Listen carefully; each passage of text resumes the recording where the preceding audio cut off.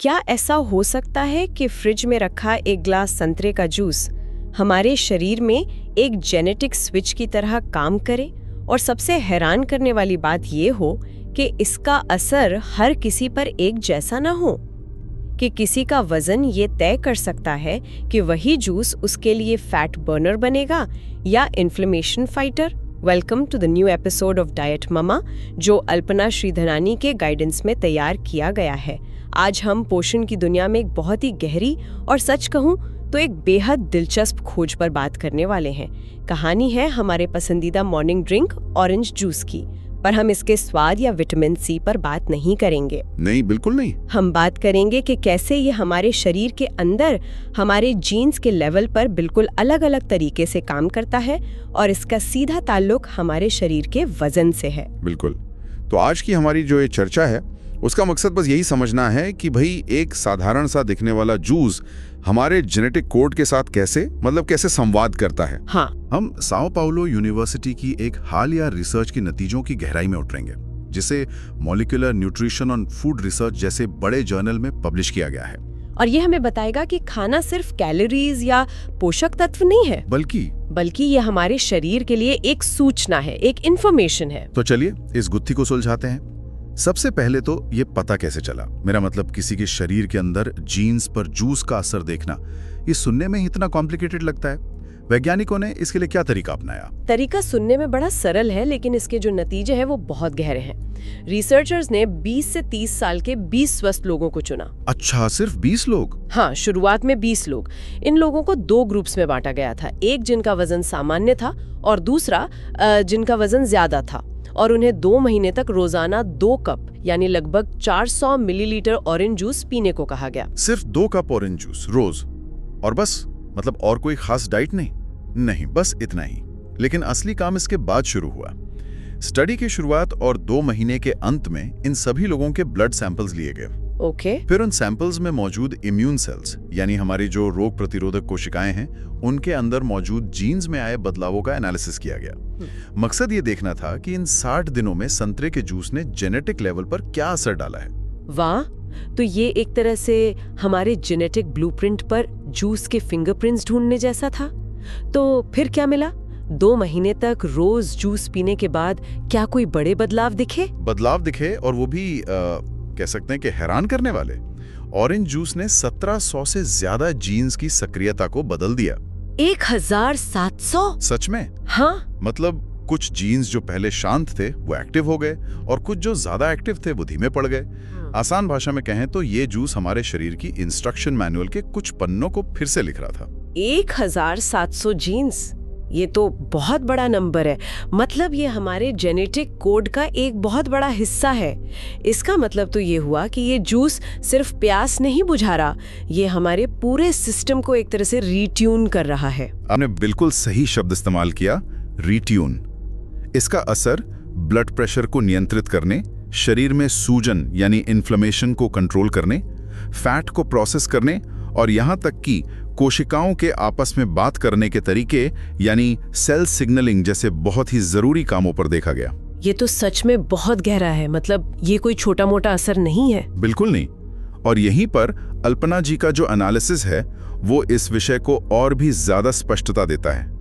उन्होंने इस बात पर जोर दिया है कि ये सिर्फ सतही बदलाव नहीं है कि भाई थोड़ा बहुत असर हो गया, ये हमारे जेनेटिक स्तर पर हो रहे हैं। हाँ। ये ऐसा है जैसे आप किसी फैक्ट्री के सिर्फ बाहरी दीवार को पेंट नहीं कर रहे, बल्कि अंदर की जो मुख्य मशीनें हैं उनकी सेटिंग्स बदल रहे हैं, और ये हमारी सेहत को लंबे समय तक प्रभावित कर सकती हैं। लेकिन इस कहानी में सबसे बड़ा मोड़ तो अब आने वाला था, है ना? हाँ। सबसे चौंकाने वाली बात ये थी कि जूस का असर सबके लिए एक जैसा नहीं था।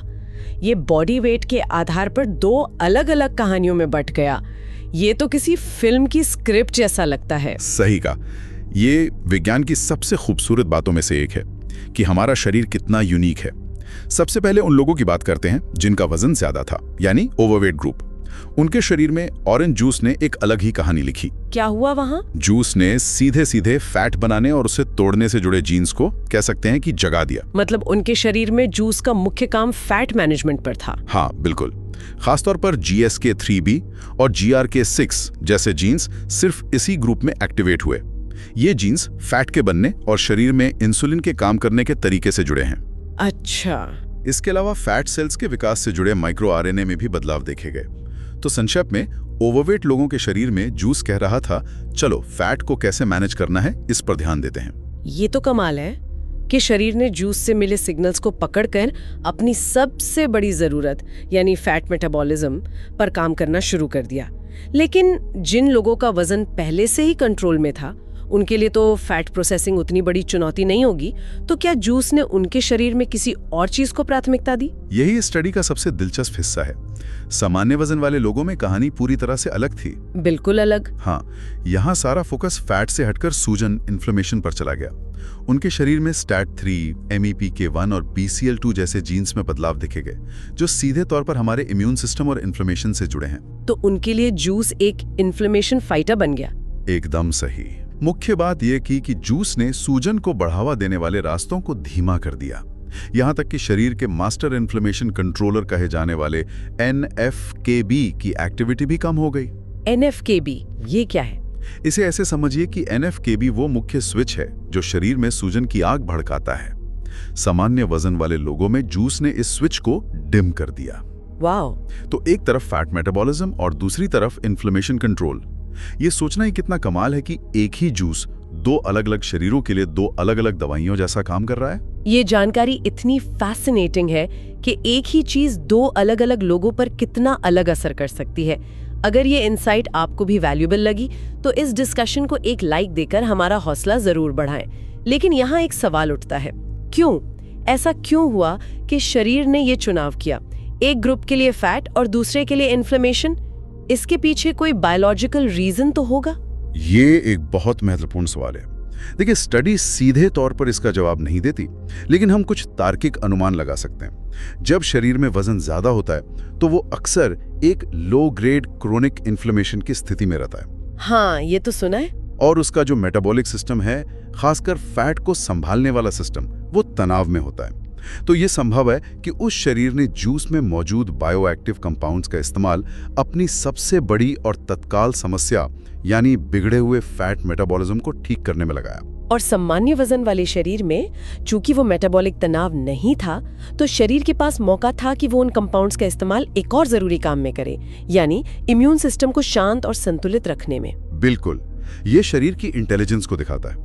वो रिसोर्सेज का उपयोग वहां करता है जहां उनकी सबसे ज्यादा जरूरत होती है। ये पर्सनलाइज्ड मेडिसिन का एक प्राकृतिक उदाहरण है जो हमारी रसोई में ही मौजूद है। तो ये तो ऐसा है जैसे दो लोग दो अलग अलग ड्रिंक पी रहे हो जिनके फायदे भी बिल्कुल अलग हैं। क्या कोई ऐसी चीज थी जो दोनों ग्रुप्स में एक जैसी हुई? कोई कॉमन ग्राउंड था जहां जूस ने सबके लिए एक जैसा काम किया? हाँ, एक बहुत महत्वपूर्ण कॉमन कनेक्शन था ब्लड प्रेशर।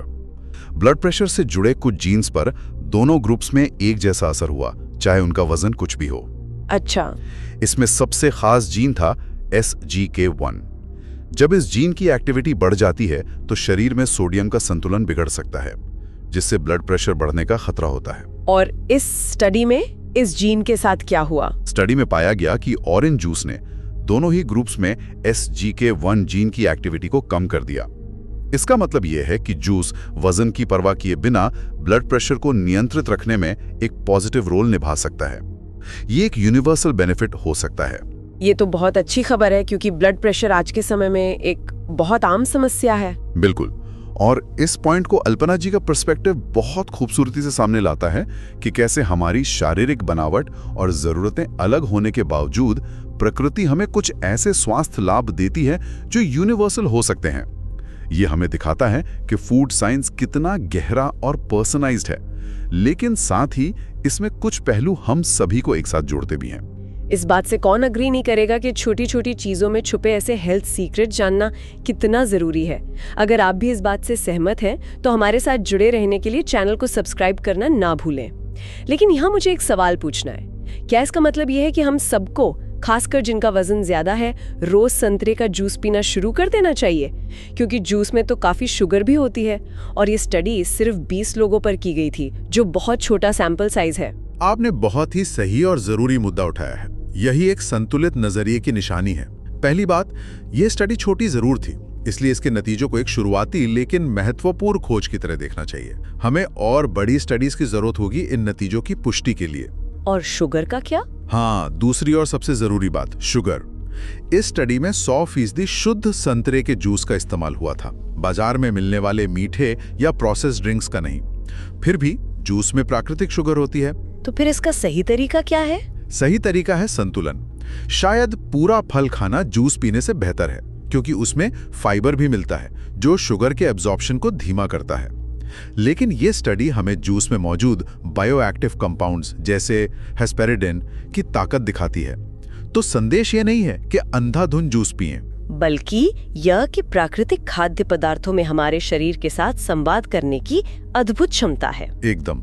देखिए, विज्ञान में इसी तरह की बारीकियों को समझना बहुत जरूरी है ताकि हम आधी अधूरी जानकारी पर काम ना करें। तो इस पूरी चर्चा का निचोड़ ये है कि हमारा बॉडी वेट ये तय कर सकता है कि ऑरेंज जूस जैसा साधारण खाना भी हमारे शरीर से जेनेटिक स्तर पर कैसे बात करेगा।